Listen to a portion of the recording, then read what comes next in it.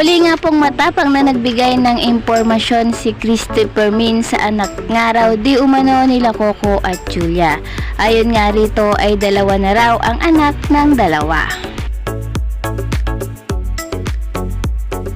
Na mayroon na silang anak, si Coco at si Julia. 4 na taong gulang na po ang batang babae na panganay nila.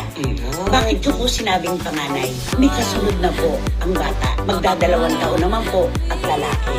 Ang pangalan ng panganay nila ay Matilda. Ang bata pong ito, ang pangalan ay isinunod sa nagpalaking lola kay Coco. At kamakailan lang po ay bininyagan naman ang batang lalaki. Siguro po naramdaman nyo rin po yun nung may nag-post tungkol sa party na merong pong cake sa likod na ang nakasulat ay Popoy.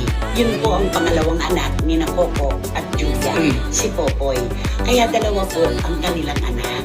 Isang babae, isang lalaki. Pero ito naman ang atin, naiintindihan po namin kung bakit hindi po sila nagbibigay ng opisyal na pahayag o komento tungkol sa pagkakaroon nila ng mga anak. Ganun po talaga ang mga magulang. Ang gusto nila hanggang maaari na mailayo sa mata ng publiko ang maiintindihan pa rin po natin. Ang gusto lamang po nila ay tahimik na buhay, pribadong buhay. Ibinigay na po nila ang lahat sa publiko. Si Coco ang kanyang pagganap, lahat ng stunts, kanyang pag-a-action. Si Julia sa kanyang pagdadrama, ibinigay na po ang lahat sa publiko.